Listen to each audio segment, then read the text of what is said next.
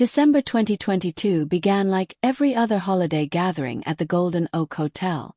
The grand Victorian building stood proudly against the snowy mountain backdrop, its windows glowing with warm light. For generations, wealthy families had celebrated the season here, mine included.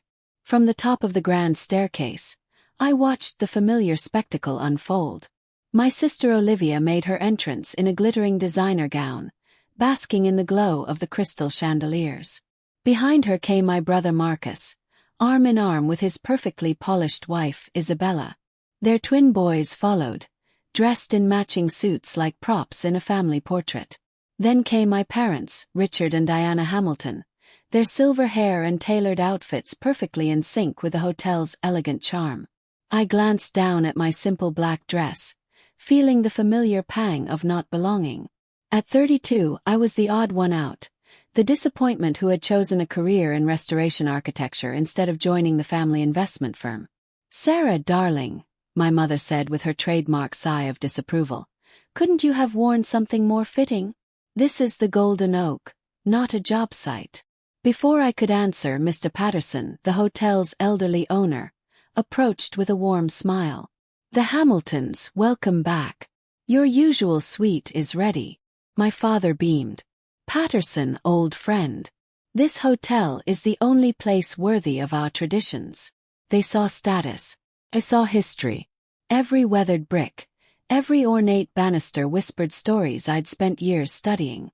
The Golden Oak wasn't just a building to me. It was a dream. At dinner, conversation turned, as it always did, to Marcus's latest business conquest. "Another $1 million deal," my father boasted. "Now that's a real career. Unlike some people's hobbies," Isabella added, her eyes cutting toward me. I tightened my grip on my fork. "Restoration architecture isn't a hobby. I'm currently restoring." "Please," Olivia interrupted. "Spare us the details. No one wants to hear about crumbling buildings over duck confit." But the final blow came during dessert. My mother raised her glass. "We have an announcement. Next year's holiday party will be extra special. We're hosting Olivia and James's engagement party here." James Morgan. The man I dated for 2 years, until Olivia swooped in. She smirked at me across the table, and my father added with mock sympathy, "We'll need to maintain certain standards, Sarah. Perhaps it's best if you sit the next one out. We can't risk any unfortunate scenes." Silence fell. Years of subtle insults had finally turned into full-blown exclusion. I stood up, my chair scraping the hardwood. "You're right, Father. I won't be attending next year's party, as a guest." I left the room without looking back, pausing only once in the grand lobby. Mr. Patterson stood near the front desk, concern on his face. He'd watched this family dynamic for years. That night, alone in my apartment, I made a call to my bank. Years of successful projects and smart saving had left me with more than enough. I'd been waiting for the right investment. And then came the news. Mr. Patterson was retiring and selling the Golden Oak. The hotel needed extensive renovations, which scared off most buyers. They wanted to modernize it, gutting its historic charm. Not me. I opened my laptop and wrote, "Dear Mr. Patterson, I have a proposal about the Golden Oak Hotel." My family thought they'd cut me out. Instead, they handed me the perfect gift, motivation. They wanted me gone. I was about to become part of the hotel's legacy in a way they'd never see coming. 11 months flew by. Restoring the Golden Oak became my everything. My team and I uncovered long-lost murals, revived original hardwood floors, and brought back its Victorian glory, with discreet modern touches to preserve its soul. Only Mr. Patterson and my inner circle knew I was the new owner. The hotel operated under a management company, my name buried in the background.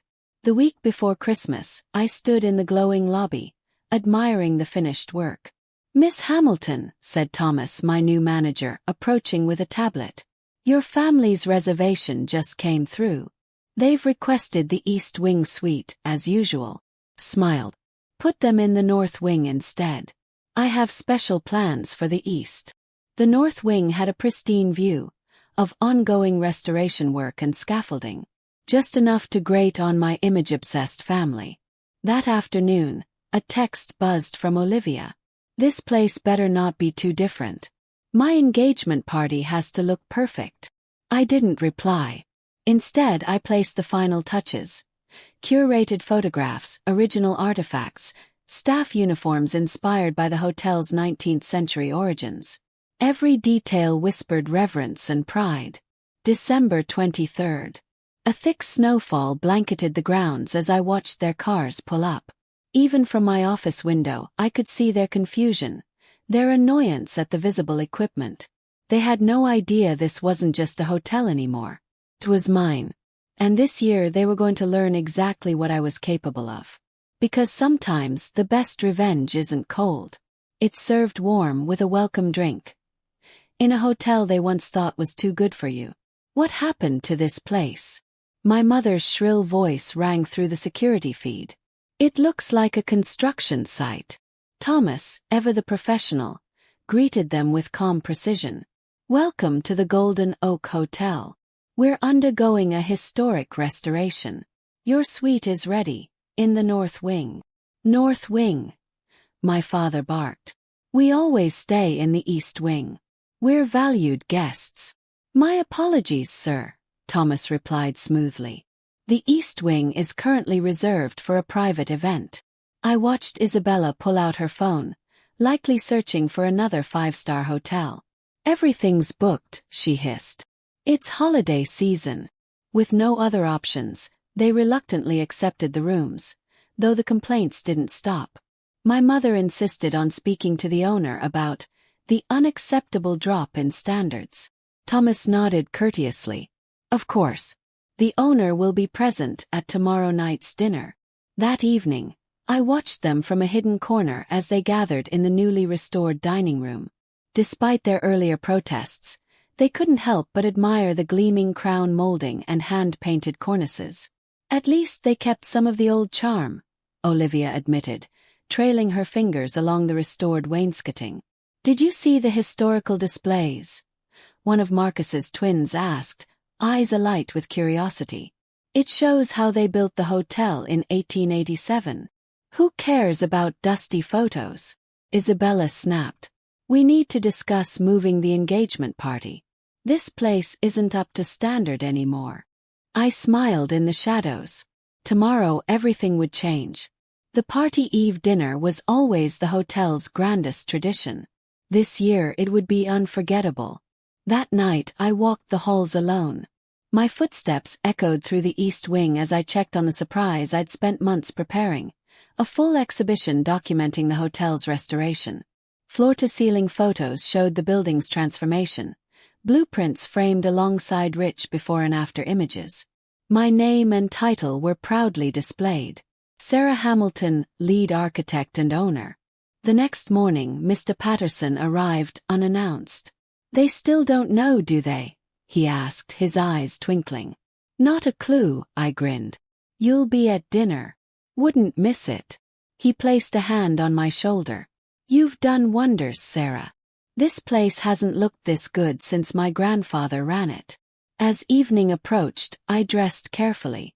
A vintage-inspired emerald green gown hugged my frame, timeless, dignified, and perfectly in tune with the Golden Oak's revived elegance.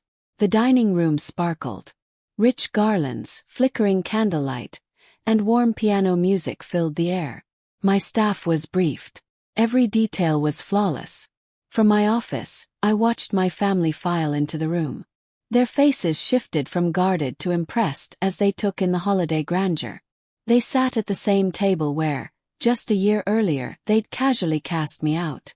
Thomas stepped forward. "Ladies and gentlemen, please welcome the owner of the Golden Oak Hotel, who will share a few words about the restoration." I took a deep breath. This was my moment. Not to gloat, but to rise. Because sometimes revenge isn't loud. Sometimes it's graceful, poised, and wrapped in legacy. The room fell silent as I walked in. Each step on the polished floor echoed with purpose. I saw it immediately, the shift in their expressions. Confusion. Realization. My mother's wine glass froze halfway to her lips. Olivia's jaw dropped. My father's face turned crimson. Marcus, silent for once. I took the microphone, my voice calm, unwavering. Good evening. I'm Sarah Hamilton, and I'm honored to welcome you to my hotel. Gasps whispered through the crowd. As many of you know, the Golden Oak has long been a beloved part of holiday tradition. When I purchased it from my dear friend Mr. Patterson, I made a promise to preserve its soul while restoring its splendor. I gestured to the elegant dining room. Every detail you see, the crown molding, the Victorian wallpaper, the curated displays, was chosen with care to honor the legacy of this beautiful building. I locked eyes with my family, each one of them stunned. For the first time, I wasn't the disappointment. I was the architect of something far greater than they ever imagined. And tomorrow, their precious engagement party. It would be hosted in my hotel on my terms. Not out of spite, but as a quiet declaration. You may have cast me aside, but I've built something you can't ignore. Isabella leaned in and whispered something to Olivia, who shook her head, stunned. My father wore the expression he reserved for financial calculations, already trying to figure out how I could afford the hotel. I returned to the microphone, my voice clear. After dinner, I invite you all to the East Wing, where we've prepared a special exhibition showing the full restoration process. But for now, let's enjoy our party eve dinner. I took my seat beside Mr. Patterson at a small table positioned purposefully, just visible enough for my family to see. As courses were served, I felt their eyes on me, felt their questions simmering in hushed murmurs. Finally, my father stood and walked over. Sarah, we need to talk. Privately. I smiled graciously. Of course, father. Shall we view the exhibition together? I led them into the East Wing. Their footsteps slowed as they absorbed the transformation. Display panels lined the hall, before and after photos, architectural renderings bearing my signature, glowing articles praising the restoration. You did all this? Marcus asked, awestruck, studying an image of a crumbling wall now reborn in intricate Victorian detail. Every bit of it, Mr. Patterson answered proudly. Sarah's vision saved this hotel. The other buyers wanted to gut it, strip away its soul. She gave it life again. My mother stopped at a panel outlining the project's cost. But how? Restoration architecture doesn't make real money. I finished for her. I've been successful for years, Mother. You just never bothered to ask. Olivia stepped forward, her diamond engagement ring catching the soft light. Is this about James? Is that why you did this? I laughed genuinely this time. Olivia, believe it or not, not everything is about you. I bought this hotel because I love it.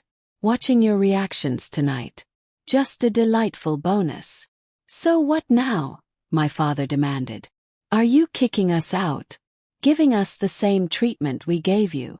I met their eyes, standing firmly in the space I had poured my heart into. No, that's the difference between us. The Golden Oak welcomes anyone who respects its history and values. You're welcome to continue your traditions here, as paying guests. Isabella scoffed. You expect us to just accept this? Accept it, or don't. It's your choice. But I'm not the failure you thought I was. I never was. At that moment, two small hands tugged at my dress. Aunt Sarah, one of the twins said shyly, can you show us the secret passage in the library? We saw it in the display. I knelt down, smiling. I'd love to. When I looked back up, something had shifted. For the first time, my family really saw me, not as the black sheep, but as someone who had built something extraordinary. My father's voice broke the silence. Sarah, we were wrong. Yes, I replied gently. You were.